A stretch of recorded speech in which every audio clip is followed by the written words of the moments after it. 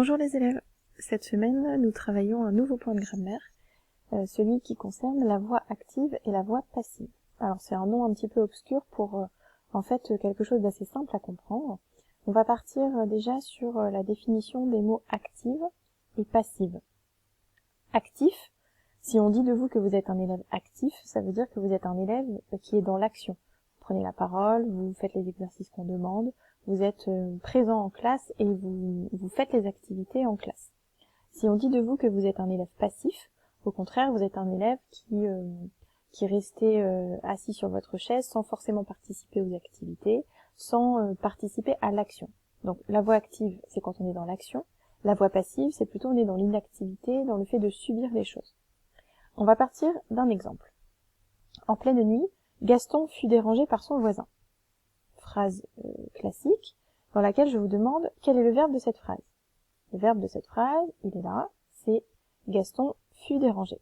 Ça, c'est le verbe conjugué. Quel est son infinitif? Alors là, ça se complique un petit peu.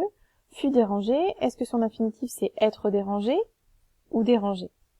Être dérangé, si on va dans le dictionnaire, ça n'existe pas. Son infinitif c'est déranger. Quel est son sujet? Qui est-ce qui fut dérangé par son voisin? Le sujet, c'est Gaston. C'est bien lui qui s'accorde avec le verbe, c'est le sujet de notre phrase. Quel auxiliaire est utilisé pour la conjugaison de ce verbe? Ici, c'est l'auxiliaire fut, c'est-à-dire être, au passé simple. Pourquoi est-ce que c'est l'auxiliaire être qui est utilisé pour la conjugaison de ce verbe? Parce qu'on est en train de donner une qualité sur Gaston. Gaston fut dérangé par son voisin, on est en train de donner l'état dans lequel s'est trouvé Gaston en pleine nuit lorsque son voisin est apparu. Il fut dérangé. Qui fait l'action de déranger? Est-ce que c'est Gaston qui fait l'action de déranger? Non. Gaston, lui, subit l'action d'être dérangé. Celui qui fait l'action de déranger, c'est le voisin. C'est ce qu'on a derrière le verbe, et ça, c'est ce qu'on va appeler le complément d'agent. Agent, ce mot qui est ici, fait partie de la même famille que le mot action, active, activité. Et donc le complément d'agent, c'est le petit groupe de mots dans la phrase qui va être à l'origine de l'action du verbe. En pleine nuit, Gaston fut dérangé par son voisin.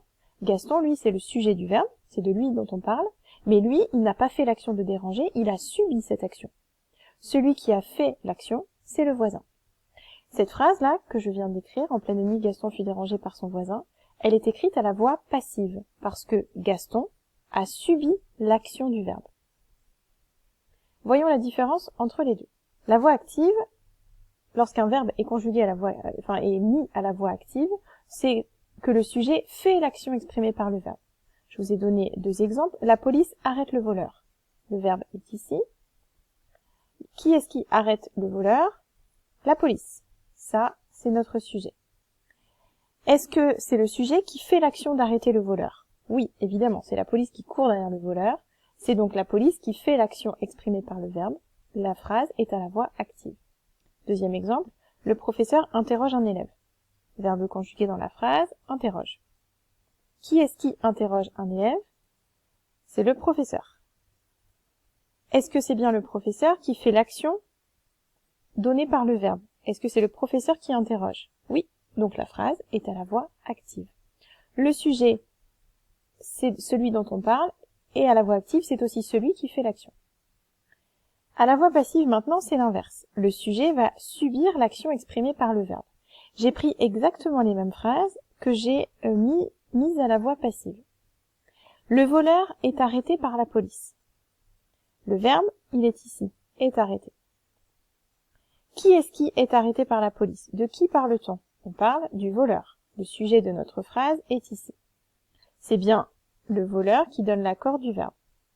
Est-ce que maintenant c'est le voleur qui a fait l'action d'arrêter? Non, lui il a subi l'action. C'est lui qui a été arrêté par la police.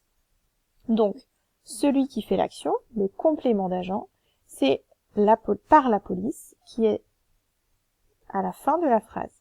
Le complément d'agent, c'est celui qui vient faire l'action. Ici, le voleur subit l'action. Un élève est interrogé par le professeur. Le verbe est ici, est interrogé. Alors, il ne faut pas oublier, lorsque vous cherchez un verbe, il faut bien chercher l'auxiliaire et le participe passé. Qui est-ce qui est interrogé par le professeur? Un élève. Ça, c'est le sujet de la phrase. C'est le sujet du verbe. C'est celui dont on est en train de parler. Est-ce que c'est l'élève qui fait l'action d'interroger? Je pense que vous avez été suffisamment de fois dans ce cas. Évidemment que non. C'est le professeur qui a interrogé l'élève. Donc l'élève subit l'action d'être interrogé. Donc la phrase est bien à la voix passive. Qui fait l'action d'interroger? C'est le professeur, donc par le professeur. Et ce groupe prépositionnel est un complément d'agent. C'est lui qui fait l'action du verbe. Donc voix active, le sujet fait l'action. Voix passive, le sujet subit l'action. Il ne choisit pas de faire cette action. Donc je vous explique ensuite que le complément d'agent, c'est-à-dire les deux groupes là, par la police, par le professeur, le complément d'agent indique qui fait l'action. Et ce complément d'agent est toujours introduit par la préposition par ou par la préposition de. Un élève est interrogé par le professeur. Du coup, comme le groupe commence par une préposition, c'est ce qu'on appelle un groupe prépositionnel. À ne pas confondre avec un COI par exemple. Ça vient pas compléter le verbe, attention. À la voix passive, le verbe se conjugue toujours avec l'auxiliaire être. Vous avez vu, est arrêté, est interrogé. Tout à l'heure dans l'exemple au début, c'était fut dérangé. À chaque fois, l'auxiliaire qu'on utilise, c'est l'auxiliaire être. Je vais vous expliquer pourquoi tout à l'heure, parce que du coup, on vient décrire l'état dans lequel se trouve le sujet, l'état dans lequel il se trouve lorsqu'il subit l'action exprimée par le verbe. C'est l'auxiliaire être, et derrière, on met le participe passé de l'action qu'on est en train de réaliser.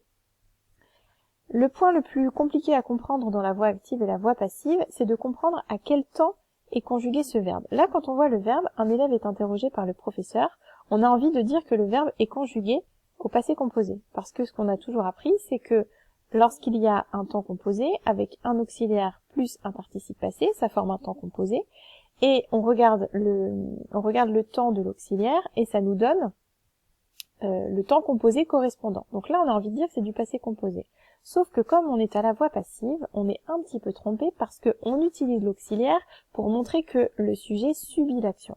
Et cette phrase, un élève est interrogé par le professeur, ce n'est pas du passé composé. Quand on dit un élève est interrogé par le professeur, c'est bien en train de se passer maintenant sous nos yeux. Si c'était du passé composé, on aurait dit un élève a été interrogé par le professeur. Hier, un élève a été interrogé par le professeur. Ça, c'est ce qui est dans le passé composé. Si je dis un élève est interrogé par le professeur, c'est en train de se passer tout de suite. Donc en fait, ce verbe est interrogé, c'est du présent. Mais c'est du présent à la voix passive. Et c'est pour ça qu'il est formé de deux morceaux. Parce qu'il y a un morceau, l'auxiliaire, qui permet de montrer que le sujet subit l'action. Et ensuite le participe passé qui nous donne le sens du verbe, l'action qui est en train d'être faite. Alors vous allez me dire, mais comment on fait pour comprendre si un verbe il est plutôt au passé composé ou s'il est plutôt au présent à la voix passive? Il faut toujours vous demander, la première question à vous poser, c'est de vous dire, est-ce que le sujet subit l'action? Est-ce que le sujet fait l'action? Et ensuite vous allez pouvoir trouver. Je vais vous montrer des exemples. Donc je relis ce que j'ai mis avec vous. À la voix passive, le verbe se conjugue toujours avec l'auxiliaire être, suivi du participe passé du verbe. C'est le temps de l'auxiliaire qui indique alors le temps du verbe. Donc, pour regarder le temps à la voix passive, on ne regarde que l'auxiliaire. Est, c'est du présent. Donc, notre phrase, ici, est au présent à la voix passive.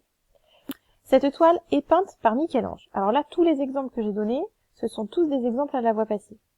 Cette toile est peinte par Michel-Ange. Le verbe, il est ici, est peinte.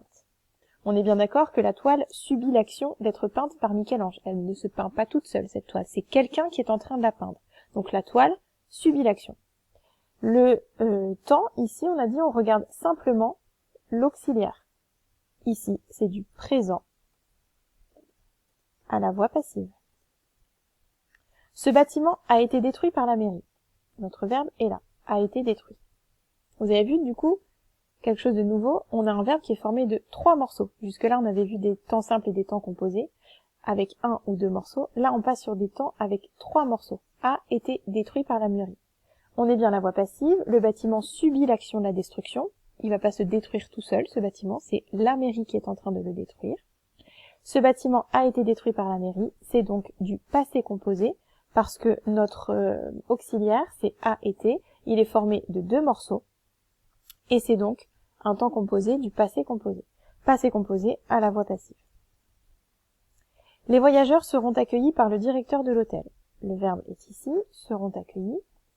Les voyageurs ne vont pas s'accueillir tout seuls, c'est bien quelqu'un qui est en train de les accueillir, ils subissent l'accueil, même si ça peut être un accueil agréable, ils ne sont pas à l'origine de cet accueil. Les voyageurs seront accueillis par le directeur de l'hôtel. On regarde l'auxiliaire. L'auxiliaire, c'est seront. C'est donc du futur simple. À la voix passive. La fleur aura été plantée par le jardinier. Le verbe est là. Aura été plantée. 3 morceaux. La fleur ne se plante pas toute seule. C'est bien le jardinier qui plante la fleur. On est à la voix passive. La fleur subit l'action d'être plantée. Aura été planté, on regarde notre auxiliaire, c'est aura été, c'est donc du futur antérieur à la voix passive. Ce livre fut écrit par Émile Zola. Notre verbe fut écrit. On est bien à la voix passive, le livre ne s'écrit pas tout seul, c'est Émile Zola qui écrit le livre. On regarde le temps du verbe, le temps de l'auxiliaire, fut, c'est du passé simple à la voix passive. Cette pyramide eût été découverte il y a des milliers d'années. Notre verbe eût été découverte, il est en 3 morceaux. L'auxiliaire c'est eût été. On retrouve le passé antérieur à la voix passive. On est bien d'accord que la pyramide ne s'est pas découverte toute seule, c'est bien quelqu'un qui a découvert la pyramide. L'exercice était réussi par l'élève. Était réussi. On est bien à la voix passive, puisque l'exercice ne s'est pas réussi tout seul, c'est bien l'élève qui est à l'origine de l'action de réussir l'exercice, voix passive. L'auxiliaire, c'est était, on est donc à l'imparfait, à la voix passive. Et puis, le dernier, mon ordinateur avait été abîmé par mon fils. Le verbe, c'est avait été abîmé. L'ordinateur ne s'est pas abîmé tout seul, il a subi l'action faite par mon fils. L'auxiliaire, c'est avait été, c'est donc du plus que parfait à la voix passive. J'espère que c'est un peu plus clair pour vous. J'ai fait un petit récapitulatif qui va vous permettre de trouver un peu le temps du verbe. Lorsque le verbe est en un morceau, on ne se pose pas de questions, c'est forcément de la voix active, c'est-à-dire le sujet fait l'action. C'est un temps simple. Je vous mets des exemples. Je mange. Je vais changer de couleur pour que vous ne confondiez pas avec ce qu'il faut retenir. Je mange, il dort, enfin il dormait, on a changé de temps. Je mange, il dormait, les enfants crièrent. Là, on est bien d'accord que à chaque fois, ce sont les sujets qui font les actions. Je mange, c'est bien moi qui fais l'action de manger. Il dormait, il fait bien l'action de dormir. Les enfants crièrent, ce sont bien les enfants qui font l'action de crier. Lorsque le verbe est en 3 morceaux, c'est forcément un temps composé à la voix passive. Par exemple, l'élève a été désigné. C'est pas l'élève qui s'est désigné tout seul, c'est quelqu'un qui l'a désigné. Là où ça va être un petit peu plus difficile, c'est lorsque le verbe est en 2 morceaux. Parce que là, vous avez 2 options. Soit c'est un temps composé à la voix active, soit c'est un temps simple à la voix passive. Regardez les exemples que je vous ai mis juste en dessous. Nous sommes assourdis. Posez-vous la question. Nous sommes assourdis, ça veut dire on est rendu sourd. Est-ce que c'est nous qui fait l'action d'assourdir? Est-ce que c'est nous qui fait l'action de rendre sourd quelqu'un? Non. Nous sommes assourdis, c'est de la voix passive. Et puisqu'il y a 2 morceaux, c'est le temps simple. Nous sommes assourdis, c'est du présent, tout de suite. Nous sommes rentrés. Est-ce que c'est nous qui faisons l'action de rentrer? Oui, on rentre tout seul dans sa maison. C'est donc de la voix active et donc du passé composé. Elle était connue. Elle était connue. Est-ce que c'est elle qui fait l'action de connaître? Non. Ce sont des gens qui la connaissent. Elle est connue, c'est de la voix passive et c'est donc de l'imparfait. J'aurais puni. Est-ce que c'est moi qui fais l'action de punir? Oui, j'aurais puni un élève. Je fais l'action de punir. C'est donc du futur antérieur à la voix active. Et puis le dernier, ils seront punis. C'est bien eux, ils subissent l'action d'être punis. Voix passive, futur simple.